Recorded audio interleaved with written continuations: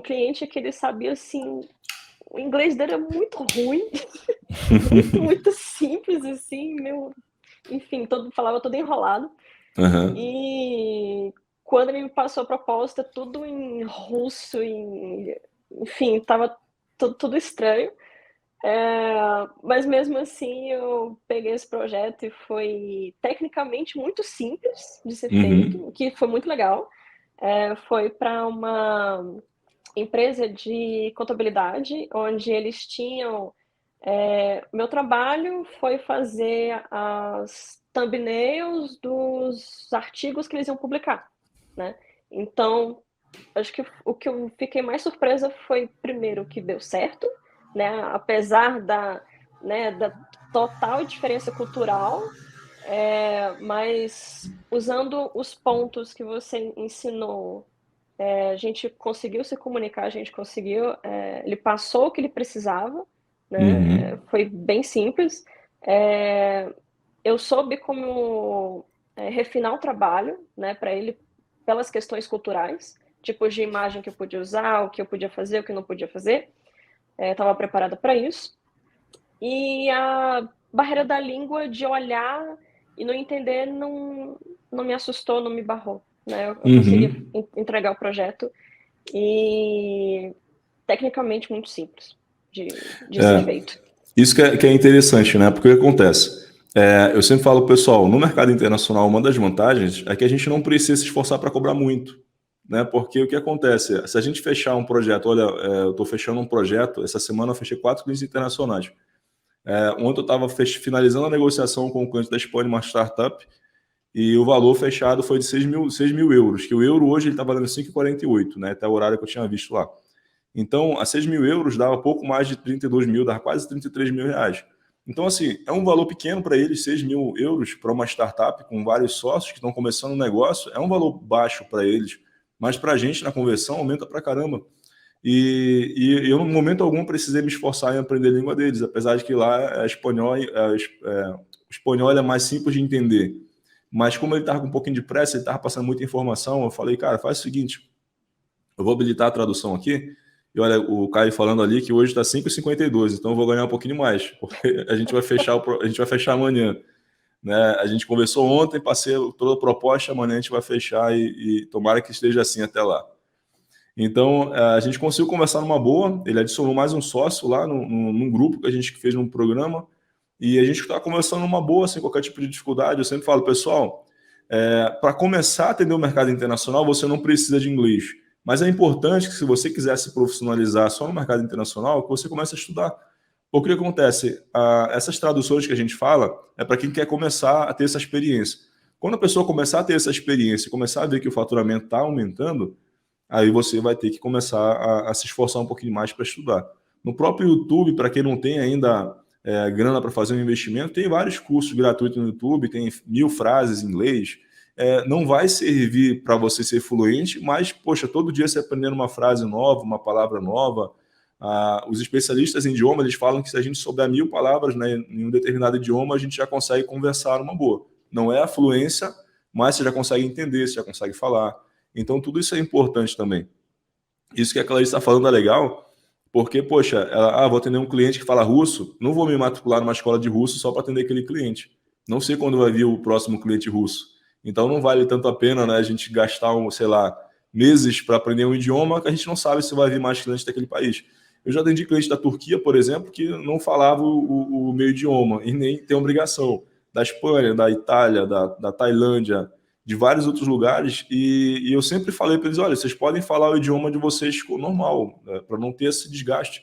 Vocês falam no idioma de vocês, eu falo no meu idioma, o programa faz a tradução e a gente consegue conversar melhor. Porque às vezes, por exemplo, quando a gente atende um cliente da Rússia, o cara ele tem que se esforçar para falar inglês, que nem a Clarice falou que ele se embananava tudo para falar. A gente usando essas ferramentas, ele pode falar no idioma dele normal, e a gente fala no nosso. E com o tempo a gente vai melhorando isso daí. Em relação à prospecção, Clarice, como é que você faz hoje? Você faz pago, você faz orgânico? Olha, para falar a verdade, desde que eu fiz a proposta, né, de investimento seguindo, né, as suas etapas, eu tenho Uhum. usado basicamente ela como material. Uhum. Tem meses que eu não invisto em tráfego pago para que clientes me encontrem. E, na verdade, uma outra coisa também, eu não tenho Behance ativo, né? Aham. Então, o trabalho que eu tenho é, mas ao mesmo tempo, assim, o trabalho que eu tenho é da mesma forma que quem participa lá, né, da comunidade de Uhum. plagiados, eu mando lá no grupo vagas, oportunidades, e-mail direto de cliente que está precisando de alguém.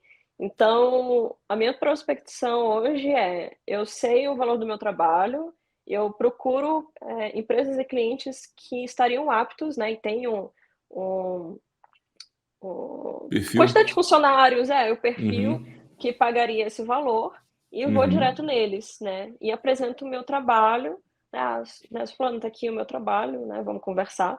Uhum. Eh, ou procuro exatamente os sites específicos, né, Uhum. eh, como LinkedIn, Indeed e outros, né, compartilhando na Uhum. comunidade, oportunidades que estão abertas. Então, hoje a minha prospecção é mais feita dessa forma.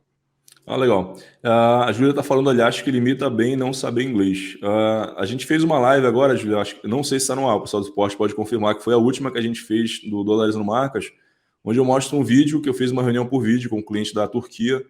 Eu falava português, ele falava inglês, e a gente conversou numa boa. Eu falei inglês no final só da reunião, eu entendo bastante inglês, eu falo um pouco, mas eu acho que eu devo estar no nível desse cliente da Clarice ali, ele fala o inglês bem enrolado, não dá para entender muito, mas eu estou me especializando, estou estudando bastante, e eu te confesso que não limita não, tá? Desde 2015 eu atendo no mercado internacional, é um pouco de preguiça de aprender o idioma, por tanta facilidade das ferramentas que acabam auxiliando, a gente ajudando, e pelo fato também de não atender clientes que só falam inglês, são clientes que falam espanhol, italiano, falam turco, não sei se é turco na Turquia que fala, mas na Tailândia, na Índia, são vários outros países que a gente atende que não falam inglês. O pessoal da comunidade falando que o Dolezano Marcos está no ar ainda. Então, se a Júlia quiser dar uma olhada lá depois da live, lá eu consigo mostrar algumas formas que a gente usa para conseguir atender cliente de fora sem precisar ter o domínio da ferramenta.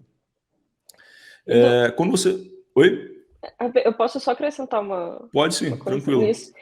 Em relação a tanto o inglês ou a língua, né, do tipo de cliente que você quer trabalhar, realmente não é limitador. Uhum, Por exemplo, eu pelo menos, olha gente, eu já participei de muita reunião, já troquei muito e-mail com cliente, já fechei bastante contrato, e nenhum deles, chegaram a me perguntar de tipo: "Ah, qual que eu se você teria alguma dificuldade", ou cancelaram algum tipo de contrato que iriam fazer comigo por saber que eu era brasileira ou por saber que eu não teria total domínio na língua, né.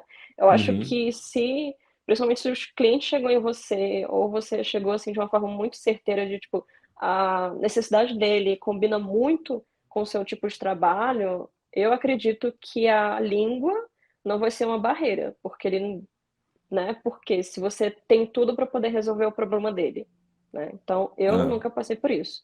Uhum.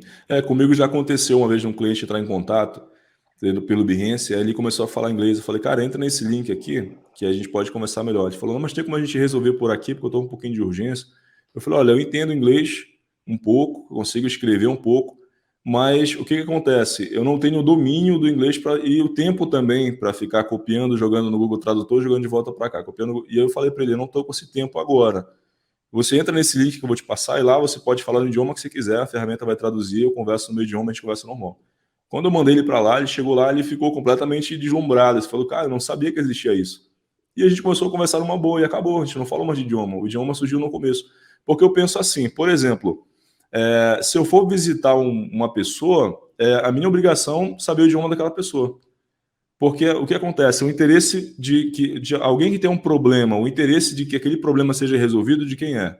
É do cliente. Então ele vai querer alguém que resolva aquele problema, independente do idioma que aquela pessoa fale ou não, que nem a Clarice falou. Não é uma barreira, né? Lógico, se a gente souber o idioma do cliente, é muito melhor. E é por isso que eu estou falando. Essa solução que eu estou passando para o pessoal aqui, que a gente está conversando, é justamente para pessoas que querem se testar no mercado lá fora antes de começar a aprender o idioma. Então, você pode sim se testar, começar a fechar projeto. Quando você perceber que funciona, aí você pode começar a estudar o idioma e se especializar mais para conseguir ter, né, mais facilidade para conseguir conversar com as pessoas. Sobre a lista, perguntando se a gente vai abrir para as perguntas, vocês podem perguntar a hora que vocês quiserem, tá? Vocês vão perguntando, a gente vai respondendo vocês aqui. A gente está seguindo uma pauta, sempre tinha conversado com ela aqui, mas qualquer pergunta que vocês tiverem, a gente pode trocar ideia, tá? A Júlia está falando aqui, que bom, eu atendo cliente de fora, estudei inglês por muitos anos, meu nível é bem avançado, porém ainda me sinto inseguro em reuniões por não lembrar de algum termo, sabe? Isso que é legal, porque acontece, eu mostro muitas formas de comunicação dentro da comunidade também, que, por exemplo, você pode falar no teu idioma normal, mas se você não entendeu alguma coisa que o cliente falou, né, você pode pedir para ele repetir ou para ele colocar no chat, ou se você não lembrar de algum termo que você queria falar, manda no chat, e assim você vai se comunicando. Aqui eu tinha falado, o idioma ele não é uma barreira quando você tem as ferramentas suficientes para conseguir fazer isso. Até questão contratual, né? A Clarice deve estar usando também lá, agora que o Google, se não me engano, mudou algumas formas lá. Mas, por exemplo, contrato, eu faço o contrato todo em português, pega a ferramenta, ele traduz para o inglês, mantém toda a formatação de imagem, de texto, de negrito, de tudo. Então, o idioma ele não é uma barreira hoje, né? Então, se a galera quiser dar uma olhada depois da live no Dolarizando Marcas, que ainda está no ar, lá eu mostro muitas coisas, ferramentas, reuniões, conversa por chat, propostas de investimento. Eu não lembro se eu falo de contrato, mas tem muita coisa legal lá também. Beleza? A Júlia perguntando aqui, como vocês costumam estudar sobre esses aspectos culturais? A gente tem uma aula, Júlia, dentro da comunidade só para falar sobre isso. Eu vou falar da minha forma, que a Clarice pode falar dela, que ela também já tem uma experiência legal com o mercado internacional, mas o que eu faço? Por exemplo, tem um cliente da Suíça, na Suécia, por exemplo, até um exemplo que eu dou lá. Na Suécia é frio pra caramba. Então, tem um período que é muito frio lá. Só que se a gente for conectar, por exemplo, frio Brasil e frio Suécia, é outro nível de frio. Aqui no Brasil, quando está muito frio, o pessoal prefere ficar dentro de casa. Na Suécia, não. Na Suécia, eles preferem estar na rua. Eles levam o cachorro para passear, eles têm roupa apropriada para o frio. Não é que nem o Brasil, que a gente coloca 10 casacos de couro para passar um frio de 15 graus, por exemplo. Eu falo por experiência própria, né, que eu moro aqui no sul e já peguei menos 7 graus aqui em Lages, quando eu morava lá. Então, frio pra caramba. E lá eles estão acostumados com isso. Então, dá um inverno, o que eles fazem? Eles vão para a rua, vão passear, vão caminhar, a vida continua.